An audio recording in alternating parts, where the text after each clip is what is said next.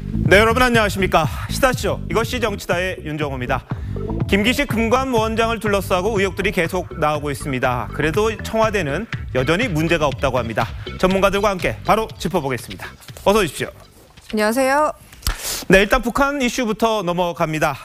북한 김정은의 여동생 김여정이 김일성과 김정일의 동상을 참배했다고 북한 매체가 보도했습니다. 그 내용부터 먼저 보시겠습니다. 만세대 운동에 높이 모신 위대한 수령 김일성 동지와 위대한 영도자 김정일 동지의 동상에 당과 정부의 지도 간부들과 무력기관 책임일꾼들, 최고인민회의 대의원들이 숭고한 경의를 표시했습니다. 참가자들은 위대한 수령님들의 동상에 꽃바구니와 꽃다발들을 진정하고 삼가 인사를 드렸습니다. 네, 강면도 교수님 나오셨는데 오늘 참배한 의미는 뭐죠? 그러니까 북한에서는 이제 뭐 기념일, 김정일, 네. 김일성 생일 때나 아니면 뭐 최고인민회의랑 같은 큰 대회를 하게 되면 이 최고인민회 대의원의 회의에 올라온 사람들을 보면 지방에서 올라온 엘리트 계층들이기 때문에 또 북한을 체제를 수호하는 핵심 계층이라고 볼 수가 있습니다. 그 핵심 계층이 북한 체제를 만들어 놓은 김일성, 김정일 동상에 가는 건 당연한 거죠. 그러니까 이런 큰 회의가 있을 때마다 위례적으로 하는 것이 바로 동상에 꽃다발을 증정하는 것입니다. 알겠습니다. 자, 그런데 지금 보시면 김여정이 이제 앞자리에서 이렇게 꽃을 들고 헌화를 했습니다. 그런데 지난해만 해도 이 김여정의 모습을 찾아보기는 쉽지 않았습니다. 지금 이게 지난해의 모습인데요. 조금 뒤떨어진 곳에서 이렇게 일행들과 따라갔습니다. 바로 앞에 있었던 게 아닌데 이번 참배에서는 확연하게 이 가운데 5명 정도 가는데 가장 가운데에 서서 들어가는 걸 보니까 뭔가 권력에 대한 이 서열이랄까요? 이런 게 좀 바뀐 것 같긴 합니다. 이현정 의원 보시기에는 상징성이 좀 있어 보이죠. 그렇습니다. 지금 특히 원래 이제 평창 올림픽의 특사로 오면서부터 김여정의 정치적 위상이 상당히 높아진 것 같습니다. 특히 그 이후에 보면 모든 회의나 또 공연에 일일이 다 참석을 하고 있고 특히 이제 어제 보면 저렇게 만수대 참가할 때도 보면 예전에 그 어떤 모습과는 상당히 다른 모습 같아요. 특히 이제 동상을 빳빳이 쳐다보면서 이제 걷는 모습이라든지 이런 것들이 본인이 좀 달라진 위상들을 좀 이야기를 하고 있는 것 같고 아마 이번 남북 북미 정상회담에서 김여정이 아주 핵심적인 역할을 할 것 같습니다. 그렇다면 그 이후에 정치적 위상도 상당히 높아질 것 같은데 사실 이번 최고인민회의에서는 이제 주로 아마 인사가 이루어지지 않을까 예상을 하거든요. 그렇다면 김여정이 어떤 직책을 하실지 그것도 좀 관심이 있을 것 같습니다. 알겠습니다. 자, 김민성 기자. 이 김여정의 행동이랄까요? 이 참배하는 과정에서 다른 참배자들과는 조금 다른 모습이 보였던 것 같네요. 예, 그렇습니다. 다른 참배자들은요, 동상의 얼굴을 절대 보지 못합니다. 헌화하면서 머리를 조아리거나 이렇게 꽃을 놓아놓는 단상을 바라보는데 김여정은 선대인 동상의 눈 부분을 정확히 치켜 올려보고 있습니다. 이번에 평창에서 좀 한 건 제대로 했다고 생각하는 걸까요? 나름의 성과를 올렸다고 자부를 하는 듯한 느낌이 들기도 했습니다. 알겠습니다. 자, 최진봉 교수님, 자기 아버지, 할아버지 이렇게 참배하니까 좀 자연스러운 그런 게 나타났던 건가요? 그렇죠. 아무래도 자기 아버지고 할아버지잖아요. 그런 점에서 본다면 김여정의 저런 모습은 어찌 보면 좀 자연스러울 수도 있고 또 하나는 권력이 어떤 많은 부분에 정점에 와 있다고 하는 부분을 보여주는 것 같아요. 김정은 입장에서는 제가 볼 땐 그래요. 믿을 수 있는 사람이 누가 있겠습니까 사실. 자기 주변에 권력이 있는 사람들도 언제든지 자기를 공격할 수 있는 입장에 설 수 있다고 하는 불안감 때문에 어찌 보면 김여정을 조금씩 본인의 측근으로 또 중요한 자리에 포스트에 앉혀서 본인의 권력책을 좀 더 강화하려는 의도를 가지고 김여정에게 더 많은 권력을 부여하려는 의도가 있지 않나 이런 생각도 듭니다. 알겠습니다. 자, 지금 그런데 김여정의 참배 모습 다시 한번 보여주십시오. 정면으로 나오는 모습 한번 보시면 생각보다 얼굴이 굉장히 창백한 느낌이 좀 들거든요.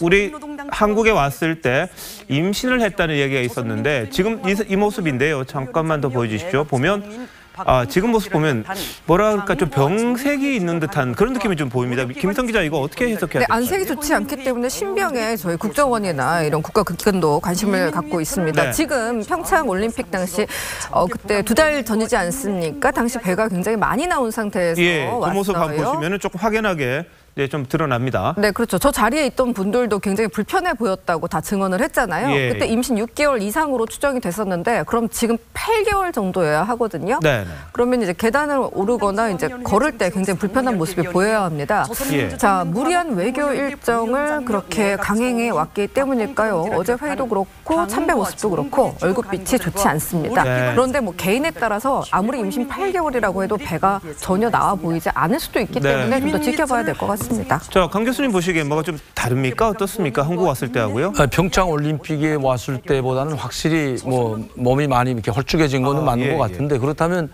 뭐 무슨 뭐라고 할까요? 조기 출산하지 않았냐. 왜냐하면 힘든 일정을 너무 많이 소화했기 때문에. 근데 그때 모습하고는 평창에 왔을 때의 모습하고는 완전히 다르기 때문에 지금 모습은 뭐 헐쭉하잖아요. 임신했다는 걸로 보이지 않는데 그때 많은 분들이 북한에서 온 사람들도 임신했던 것이 맞다 이런 이야기를 한 것으로 알고 있는데 정보들이 있었는데 지금 뭐 저걸 가지고는 이야기를 할 수는 없겠습니다만 뭔가 하여튼 좀 달라진 듯한 모습이 보인다는 점 정도만 하고요. 아마 우리 정보기관이 저걸 보면서 뭔가 분석을 하지 않을까 생각을 합니다. 자, 다른 사람 이야기 좀 해보겠습니다. 이 우리 측을 향해서 이렇게 이야기를 했었죠. 한때 불바다를 만들겠다 이런 이야기를 했던 김영철. 이번 정치국 회의 때의 위상이 어땠는지가 좀 드러났습니다. 이 모습인데요. 이게 정치국 회의를 하는데 김정은이 가운데 앉아 있고 나머지 핵심 인사들이 큰 테이블에 있습니다. 그런데 김여정은 아마 여기에 10명 속에는 못 들어간 모양입니다. 정치국 위원은 맞거든요. 정치국 위원은 맞는데 한쪽 옆 테이블에서 김영철이 앉아 있는 모습이 보입니다. 그리고 김여정도 살짝 뒤쪽에 이렇게 앉아 있는 것 같습니다. 강명도 교수님 이걸 보면은 권력 서열이 드러나는 거죠, 북한에. 그렇죠. 그 7명이 기본 핵심이라고 볼 수가 있고요. 그러면 그 7명이 다 정치국 상무위원은 아니고요. 그중에서 4명만 정치국 상무위원으로 알려져 있고 나머지 3명은 정치국 위원인데 원로 정치국 위원인 것 같습니다. 그리고 군부에 있는 사람들은 총참모장과 아마 인민무력부장 같은데 그러면 김용철이는 왜 정치국 위원인데도 불구하고 종위원인데도 불구하고 김여정 옆에 앉아 있을까? 아직까지도 그 원로 측에는 끼우지 못할 수가 있다. 이렇게 볼 수가 있는 거죠. 자, 그럼 서열과 무관하게 원로들에 대한 예우를 좀 갖췄다 이렇게 봐야 되는 건가요? 아니 원로이면서도 핵심 계층. 지금 그 인민군 장성 2명이 보이지 않습니까? 뭐 측면을 보기 때문에 잘 안 보이지만 아마 한 사람은 인민무력부장이고 한 사람은 인민군 총참모장 같은데 그런데 그 사람들보다도 뒤에 있다는 것은 사실 원래 앞에 있어야 되거든요. 왜 당정인이 부위원장 겸 정치국 위원이기 때문에 상당히 서열을 보면 상당히 높은 서열인데 저기 끼우지 못했다는 것은 김정은이가 뭐인가 좀 불만이 있지 않는가 아니면 뭐인가 경계 비슷한 뭐 경고 비슷한 걸 주지 않았냐. 네, 알겠습니다. 그렇게 볼 수가 있다는 사진을 겁니다. 보면 김여정은 허리를 있는 대로 구부리고 있고 굉장히 위상이 정말 낮아 보이는 그런 사진이 보이고요. 또 김영철은 정말 과감한 천안함 폭침 도발을 강행했던 군 출신 인사 아닙니까? 그런데도 원로들 앞에서는 허리를 고추 세우면서 저렇게 긴장한 표정을 보여서 왜 저렇게 장수를 하고 숙청을 안 당하나 이런 게 느껴지기도 하네요. 저 자리는 어떤 자리입니까? 김용철이는 지금 숙청하게 되면 대남이라든가 대미 정책을 관장할 수 있는 그 이제 경험 있는 자가 없기 때문에 뭐 김양곤이가 차사고로 죽지 않았습니까? 그 차사고로 죽은 다음에 김용철이가 그나마도 이제 대남 사업이라든가 대미 정책에 많이 관여했던 사람이기 때문에 그래서 그 자리에 올라왔는데 저 김용철이마저 제거하게 되면 물론 뭐 원동연 부부장도 있고 뭐 전문가들이 많지만 그래도 김용철이와 같은 그런 인물을 아마 찾기가 좀 힘들지 않았을까. 그리고 파워가 있어야 되거든요. 그런 파워를 가지고 있는 것이 지금 대남 사업 분야에서는 김용철이가 가장 그 원로 측에 들어가기 때문에 아직까지는 살아있는 것 같습니다. 자, 저기 군인 2명은 이 박영식 인민무력상과 리명수 인민군 총참모장 이 2명이 지금 군복 차림으로 원탁 테이블에 앉아 있는 그런 모습이었습니다. 원탁에. 자, 그런데 올해가 90세죠. 참 노익장을 과시하고 있는 김영남 최고인민회의 상임위원장. 이제는 이제 은퇴할 때가 됐다. 이런 이야기가 슬슬 나오기 시작하는 것 같습니다. 이현정 의원 가능성 좀 있어 보이십니까? 그러니까 지금 지난번에 우리 예술단이 남한에 왔을 때 그때 같이 왔었죠. 근데 지금 김영남 같은 경우는 정말 외교관 출신입니다. 북한 내에서 이례적으로 승승장구하는 그 사람인데 특히 이제 김일성, 김정일, 김정은 3대에 걸쳐서 핵심 요직들을 하고 있거든요. 아마 김영남 위원장이 저렇게 오랫동안 기본적으로 장수하는 것은 이제 아마 외교적 그런 감각들 그리고 또 이제 외교적인 그런 게 있기 때문에 실제로 정치에는 별로 관여하지 않습니다. 그렇다 보니까 어떤 적을 만들지 않는 그런 특성 때문에 오랫동안 사실은 이제 집권하고 있는데 근데 나이가 사실은 이번에 굉장히 많습니다. 그렇죠. 90이고 그리고 원래 왔을 때도 본인이 좀 눈물을 많이 보였지 않습니까? 네. 공연을 보면서 이번에 보면 최태복 최고인민회의 의장과 양형섭 상임위원 같은 경우에 이제 다들 90세인데 이 세 사람의 어떤 거치가 이번 최고인민회의 회의 때 가장 주목받고 있는데 아마 이제는 이들이 은퇴를 하고 그 밑에 있는 세대가 좀 올라오지 않을까. 네. 특히 이제 북미 남북 정상회담이 있기 때문에 네. 북미 회담을 앞두고 지도부에 대한 교체도 좀 예상이 되고 있습니다. 예. 90 넘어서 계속 원로 자리를 유지하는 북한에 간부가 있었나요? 있었죠. 오진우. 있었어요? 예, 오진우가 뭐 죽을 때까지 뭐 인민무력 부상 자기 자리를 지키고 있다 죽은 다음에야 이제 아무리 아파서 병원에 입원하고 있어도 네. 일을 못해도 때네요. 계속 자기 인민무력 부장과 그런 정정직장이라는 교민해 가지고 있었기 때문에 그렇군요. 충성을 하게 되면 뭐 정말 그 당과 수령께 충성, 북한 말로 충성을 하게 되면 뭐 그 자리는 계속 지킬 수가 있습니다. 자, 그럼 김영남의 후임으로는 2명 정도가 거론되는 게 맞습니까? 예, 아마 왜냐하면 저 김영남 씨도 보면 뭐 국제부장도 했고 외교부장도 했고 그리고 이제 당중앙인의 비서도 하다가 이제 그 최고인민회 상임위원회 위원장을 했기 때문에 아마 그 자리로 가게 된다면 이수영 씨나 이용호보다도 저는 이수영 씨가 가기가 상당히 쉬울 수가 있고요. 그리고 지금 최근에 최용림이가 나오지 않는데 아마 최용림이가 아파서 병지어 누웠자면 최고인민회 상임위원회 부위원장 역할을 맡고 있었기 때문에 근데 아픈 것 같아요. 그 최영림이가 나이도 또 많고 그래서 아마 이수용 국제담당 부위원장이 갈 확률이 상당히 높죠. 알겠습니다.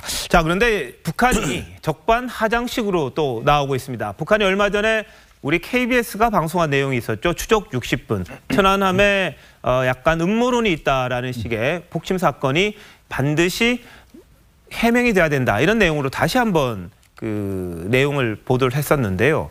북한이 이걸 또 물고 늘어졌습니다. 뭐라고 했냐면 반드시 청산돼야 할 적폐다. 우리 적폐라는 게 이게 최근에 많이 등장했던 이야기인데요. 사상 초유의 현대판 사기극이다. 이렇게 주장을 하면서 재조사를 요구했습니다. 자, 최진봉 교수님, 이 북한까지 이제 또 천안함 논란에 들어왔습니다. 그러니까요. 북한이 뭐 자기들이 한 소행에 대해서 저렇게 얘기하는 건 참 저는 좀 안타깝고 황당하기도 합니다. 그리고 우리 국방부도 명확하게 지난번 조사에서 밝혔지 않습니까? 저는 문재인 대통령도 저 부분은 명확하게 얘기하셨다고 생각해요. 그러니까 폭침이지 저게 다른 거 뭐 북한이 자기들이 소행이 아니라고 아무리 주장하더라도 우리 정부의 명확한 입장은 북한이 폭침을 통해서 천안함이 사고가 났고 그 사고 때문에 엄청나게 많은 우리 군인들이 희생을 당했지 않습니까? 46명이 그렇게 됐는데 그럼에도 불구하고 저렇게 본인들이 일이 아니라고 또 주장을 하면 저건 정말 좀 그 뭐랄까요 일반적으로 이해하기 힘든 태도다. 본인들의 잘못된 행동을 감추려는 그런 의도로밖에 보이지 않기 때문에 잘못된 행동이라고 생각을 합니다. 알겠습니다. 자, 이현종 의원 나름 의도가 있겠죠. 그렇죠. 사실 이게 지금 새롭게 나온 게 아마 이제 그 KBS에서 추적 60분을 통해서 이제 의혹을 제기하면서 이 문제가 다시 불거졌지 않습니까? 김영철이 사실 우리 기자들 앞에 와서 내가 천안함 주범인 김영철이요라고 이야기할 정도로 그렇게 떳떳하게 이야기할 정도로 실제 이제 이게 국내에서 논란이 되니까 결국 그들이 힘을 얻고 다시 이걸 이제 제 논란을 확산시키고 있는 것이거든요. 이제 그렇다고 본다면 저는 그렇습니다. 이게 문제가 정확히 봐서 정말 뭔가 문제가 있다. 뭔가 새롭게 제기할 문제 의혹이 있다 이런 건 또 모르겠습니다만은 그러니까 기존에 나왔던 것들을 다 이제 재론한 여지 또 이것들이 실제 그 현장에 있었던 군인들이나 이런 사람들에서 다 부정이 된 팩트거든요. 그렇다고 한다면 이런 자꾸 국내에서 어떤 그 이런 의혹을 일으키는 것이 또 국론 분열로 이어지고 남남 갈등도 그렇죠. 이게 지금 사실은 북한이 바로 이걸 이용해서 보십시오. 우리가 한 거 아닙니다라고 이야기하는 그런 상황이 되다 보니까 굉장히 좀 안타까운 것 같습니다. 알겠습니다. 자, 천안함 폭침에서 살아남았던 생존자였죠. 이 전준영 병장, 당시 병장이 우리 TV조선에 단독으로 출연해서 했던 말이 있습니다. 한번 들어보시죠. 저희 이야기가 들어가고 뭐 유가족 이야기가 들어갔다고 하면 사실 제가 그 정도로 격해있지는 않을 것 같아요. 접근 자체도 단 한 번도 없었습니다. 너무 많이 화났던 게 가슴이 답답하고 미안하고 지켜주지 못해서 항상 죄인의식 갖고 살고 있는데 이런 식으로 사람들한테 상처를 주고 언론들은 지금도 매일 그 생각을 못 잊고 살고 있습니다. 제발 상처 좀 주시지 마십시오. 정말 너무 힘듭니다. 네, 천안함 폭침이 더 이상 어느 쪽에 의해서도 이용되지 않았으면 하는 게 많은 국민들의 바람일 겁니다. 자, 북한 여성 이야기 한번 넘어가 봅니다. 이 40대 북한 여성이 일본 언론에다가 이렇게 이야기를 했습니다. 죽기 전에 한국과 일본을 여행하는 게 소원이다.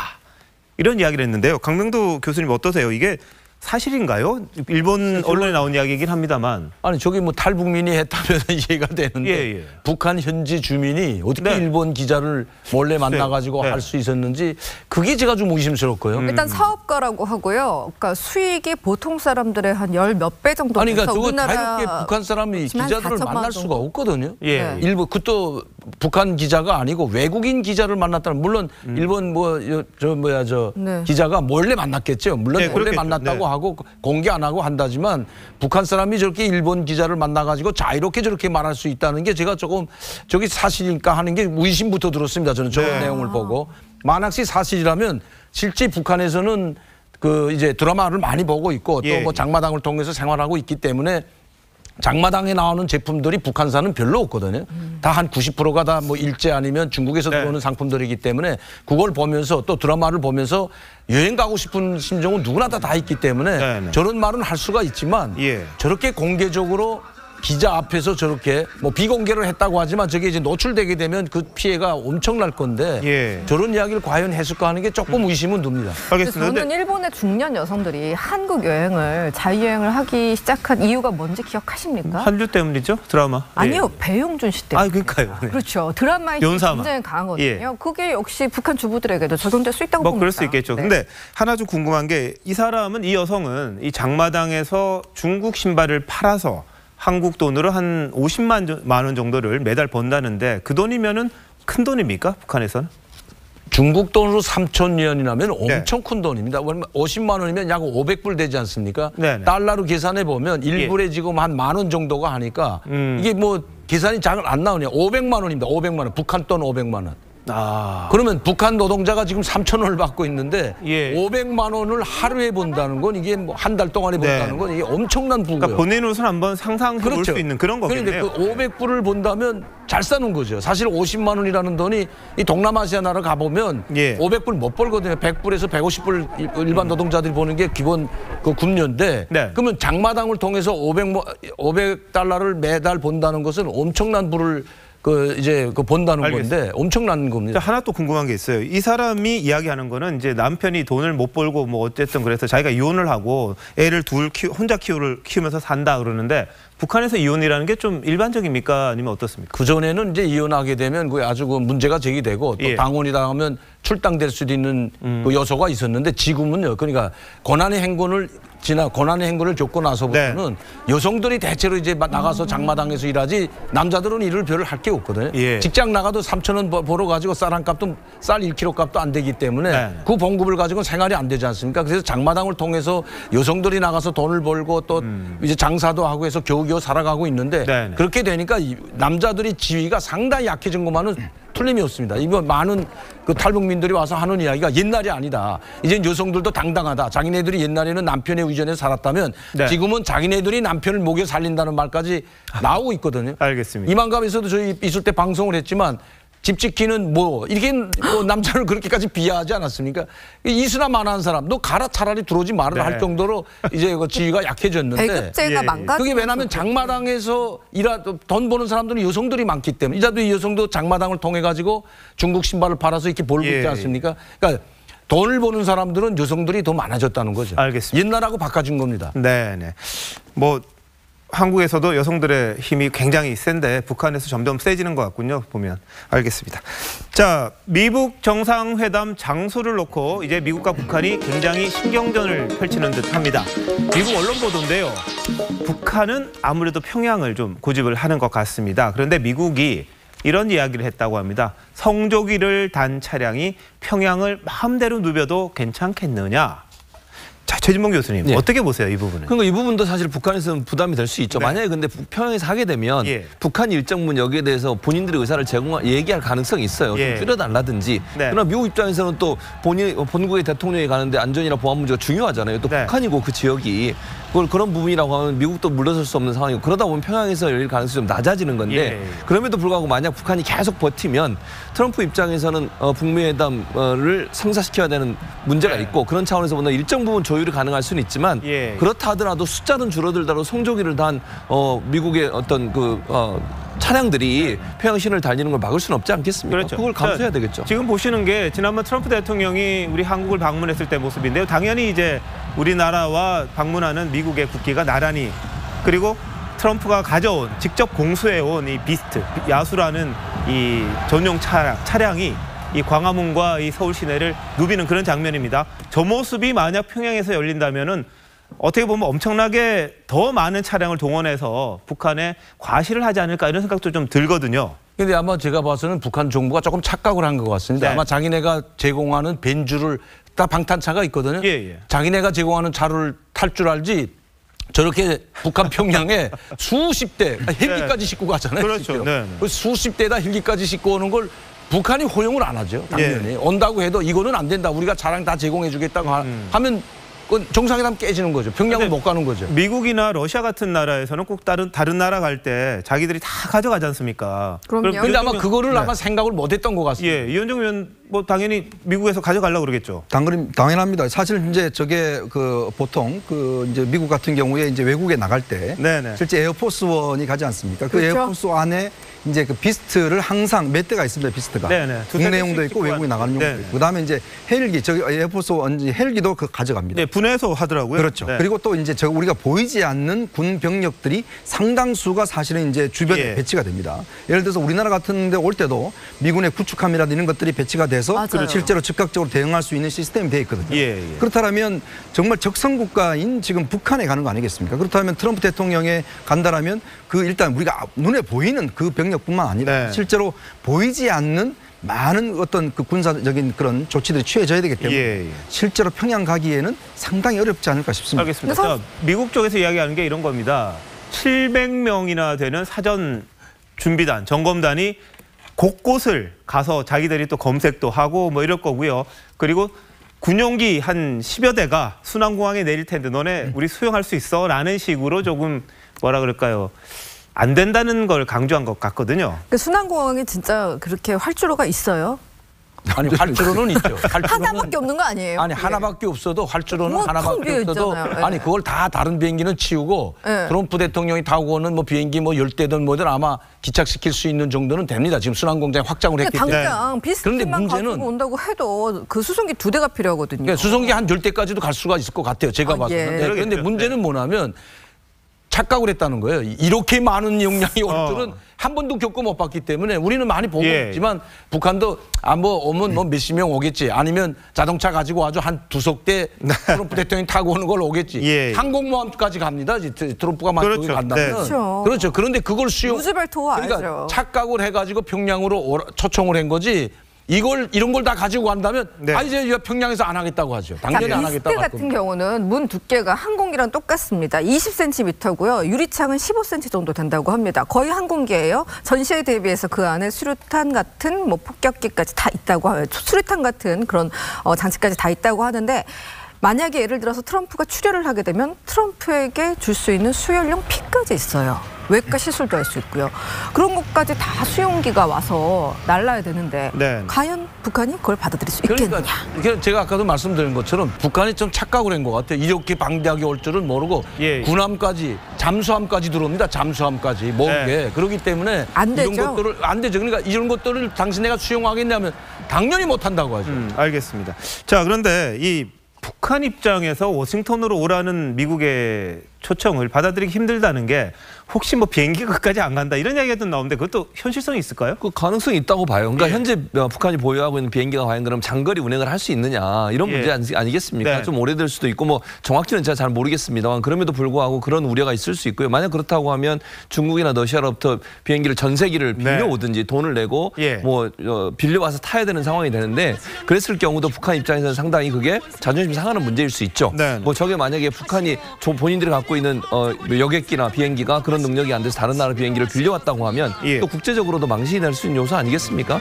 또 하나는 이제 김정일이 과연 그러면 김정은이 과연 워싱턴까지 갈 수 있을까? 그러니까 워낙 국내에서도 본인의 어떤 보안 안보 문제 때문에 엄청나게 긴장하고 있는 사람이 또 미국까지 가서 그렇게 할 수 있을까 하는 부분에서 의문이 들어서 제가 볼 때는 가까운 지역, 뭐 우리나라를 포함해서 몽골이나 중국이나 그러니까 한반도와 근접해 있는 지역으로 자리를 잡지 않을까, 장소를. 그런 생각이 듭니다. 지금 보신 그림 보면 이 직접 조정관에 앉았습니다. 뭐 운전을 하는 건지는 모르겠습니다만 혹시 저거 타고 몽골 가서 하자고 그러는 거 아닌가 싶은 생각 좀 들긴 합니다만 이 정상회담의 장소에 대해서는 여러 가지 이야기들이 나오죠. 한번 보시면 뭐 아마 평양은 힘들 것 같습니다. 지금 미국에서 안 가려고 그러는 것 같고요. 그리고 서울과 판문점도 양쪽에서 다 조금 꺼리는 것 같습니다. 제주도도 마찬가지인 것 같고요. 그래서 나오는 게 이제 몽골, 스웨덴, 스위스 이런 제3국이 아니냐 이런 이야기가 좀 나오는 것 같은데 강 교수님 보실 때는 그래도 가장 큰 가능성은 어딘 것 같으시죠? 저는 판문점이라고 보고 있습니다. 그렇습니까? 네, 왜냐하면 울란바타로도 가지 않을 것 같아요. 거기도 뭐 비행기 타고 한 3시간, 4시간 가야 되기 때문에 울란바타로도 이제 갈 것 같지 못하고 치안 때문에 김정은이 이번에 중국 가는 자기 우방 동맹국 가는 때도 극비리에 그래서 호의를 받은 거 보니까 굉장하거든요. 그런데 어디 깨고 많은 사람들을 데리고 비행기를 타고 울란바타로 그것도 또 비행기가 또 문제도 또 되고요. 그렇죠. 울란바타로 스웨덴은 돈 많았고 스위스는 열차로 갈 수도 있지 않겠습니까? 열차로는 울란바타로까지 가려면 중국을 거쳐야 되기 때문에 아마 제가 봐서는 그것도 보안상 가기가 힘들 것 같습니다. 알겠습니다. 그러면 이제는 마지막에 진짜 정상회담을 북미 정상회담이 이루어진다면 저는 판문점밖에 없다고 보거든요. 일단 이제 미국 측에서 몇 가지 원칙을 좀 정한 것 같습니다. 제가 취재한 바로는 일단은 한반도 안에서는 열지 않는다. 그 원칙을 세운 것 같아요. 그건 왜냐하면 특히 이번에 미국이 바라보는 미국 정상회담은 미국과 북한만의 정상회담이다. 여기에 한국은 참여시키지 않겠다는 게 미국의 확고한 입장 같아요. 자, 그렇다면 한반도에서 열리지 않으면 일단은 평양과 워싱턴을 일단 제외를 하겠다고 합니다. 왜냐하면 이게 그렇게 열 경우에 어느 정도 회담에서 뭔가 완전히 타결되는 그런 분위기라면 모르겠지만 이번 회담에서 모든 것들이 타결되기는 어렵거든요. 그렇다고 한다면 양측에서 가지는 정치적 부담감이 있고 그래서 일단 정한 원칙들은 뭐냐면 1차적으로 북한의 대사관이 있는 지역 그쪽을 선호한다고 합니다. 그럼 왜냐하면 이제 북한 쪽에서도 뭔가 대사관이 있어야 되니까. 그러면 동남아시아와 그다음에 유럽을 생각할 수가 있겠죠. 또 하나의 문제는 그러면 김정은이 실질적으로 이동할 수 있는 수단이 있는 지역. 이게 사실은 지금 참매 1호나 2호 같은 경우에 사실은 동남아시아 이상을 벗어날 수가 없습니다. 그렇죠. 그러니까 이 항속거리라든지 이게 안 되기 때문에. 소형이니까요. 그렇다고 한다면 이제 유력한 장소가 주로 동남아시아라든지 그다음에 베트남이라든지 이런 지역, 즉 거론되고 있는데 그렇기 때문에 현재로서는 이제 보면 싱가포르나 베트남이라든지 이런 지역들이 좀 거론되고 있는 것도 전해지고 있습니다. 네, 알겠습니다. 여하튼 김정은이 돈이 많으면 전용기 가지고 갈 텐데 그래서 그런지 모르겠습니다만 이 북한 김정은이 외화벌이를 하면서 북한 만수대 창작사의 미술품들을 상당히 많이 수출을 하고 있는 것 같습니다. 중동에서 팔기도 하고 그렇다는데 지금 보시는 이 사자 장면, 사자 그림 굉장히 거대하고 아주 살아 움직이는 것 같은 그런 그림인데요. 김미성 기자에게 굉장히 유명한 작품이라고요? 그렇습니다. 김훈이라고요. 북한에서 제일 유명한 작가의 그림이라고 하는데 저 그림을 그리는데 한 2년 정도 걸린다고 해요. 근데 가격은 4천만 원밖에 안 됩니다. 그럼 굉장히 싸죠. 그러니까 중국 사람들이 계산을 하는 거예요. 저거 사면은 나중에 돈 되겠다라고 해서 투자용으로 산다는 겁니다. 아부다비 쪽에 호텔, 5성 호텔에서 저 그림을 팔고 있는데 저 그림이 주체 사상을 담은 사람이 그리는 인류 마지막 그림이 될 수가 있는 거예요. 생각해보면. 그렇죠. 마지막이기 때문에. 그래서 이게 나중에 저게 사놓으면 값이 뛸 수 있다는 생각에 투자가 되는 거죠. 알겠습니다. 그래서 저걸 팔아가지고 이제 김정은의 주머니를 채우는데 유엔이 저 그림 못 팔게 하겠다라고 입장을 밝혔습니다. 자, 강men도 교수님, 이게 그림 팔면 돈이 많이 남는 모양이죠? 아무래도? 그러니까 지금 뭐 아부다비뿐만 아니고 북한에서 구림은 우리나라에도 많이 들어왔거든요. 군강산이라든가 산수화라는 구림이 많이 들어와가지고 이제 어제죠 여기 인사동에 가면 북한 구림이 많이 거래가 됐는데 지금은 이제 뭐 다 거래를 못 하고 있지만 공개적으로 거래를 한 적이 있었거든요. 아니 제가 그리고 중국나라에서 오늘 들어가기 전에 봤는데 북한 그림 4만 원에 파는 게 하나 있더라고요. 중국에서 네. 미술가들이 직접 나와서 초상도 그리면서 외화벌이를 하는 사람들이 상당히 많았습니다. 네네. 중국에서도 이 그림 장사는 어제 오늘의 일이 아니고 만수대 창작사 자체가 그림과 도자기와 수공예품으로 돈을 외화를 보는 것이기 때문에 또 그 유명한 뭐 짐바브웨 대통령 동상까지 만들어주고 그다음에 이제 역사 박물관 만들어주고 이렇게 하는 것이 바로 만수대 창작사이기 때문에 알겠습니다. 외화벌이 기관이라고 보면 됩니다. 그러니까 북한의 예술은 사실은 뭐 추상화나 현대화 이런 게 없습니다. 어떤 것들을 가장 사실적으로 그리는가 이게 이제 가장 가치가 있는 것이거든요.